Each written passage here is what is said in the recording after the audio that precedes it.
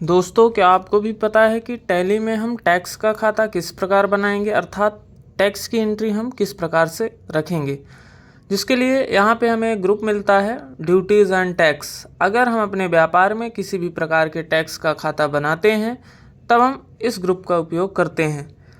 कहने का अर्थ ये है कि हम अपने व्यापार में किसी भी प्रकार के टैक्स का अगर भुगतान करेंगे तो हम उसका ग्रुप जो रहेगा ड्यूटीज़ एंड टैक्स रखेंगे।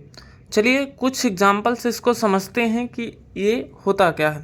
ड्यूटीज़ एंड टैक्स के एग्जाम्पल, पहला है SGST स्टेट GST हमने दिया है 10,000 रुपये। दूसरा है CGST सेंट्रल GST, इसको भी मैंने 10,000 रुपये दिए हैं।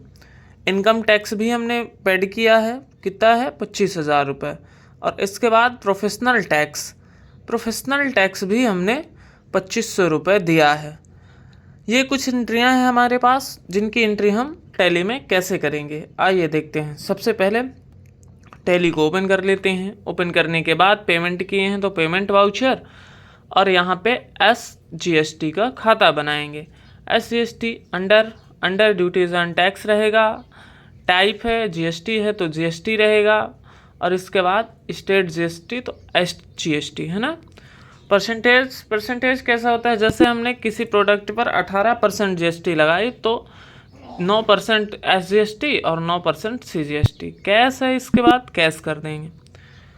इसके बाद दूसरी एंट्री हमारी CGST, यहाँ पे CGST का खाता बना लेंगे। सबसे पहले अंडर आएगा ड्यूटीज़ एंड टैक्स, GST है तो GST और CGST चूज कर लेंगे। परसेंटेज डाल देंगे, हम कितने परसेंटेज कैलकुलेट करना चाहते हैं। इसके बाद अमाउंट डालेंगे, अमाउंट जैसे हमारा 10,000 रुपये।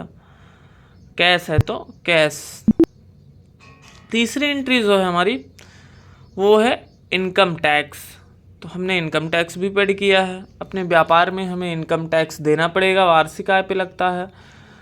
और इसके बाद ये अदर है तो अदर रखेंगे, अमाउंट डाल देंगे। अमाउंट कितना है हमारा 25,000 रुपये। कैश है तो कैश। इसके बाद हमारी जो लास्ट एंट्री है प्रोफेशनल टैक्स हमने दिया है, ये है तो हम इसका खाता बनाएंगे प्रोफेशनल टैक्स।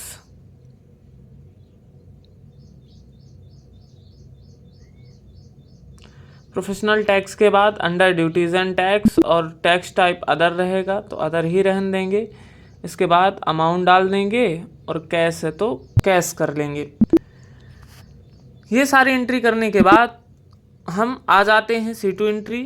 यह एंट्री हमारी बैलेंस शीट में दिखाएगी, क्योंकि हमारा जितना लाइबिलिटी मतलब दायित्व और एसेट्स होगा, संपत्ति, वो हमारी बैलेंस शीट में दिखाएगी। क्यों?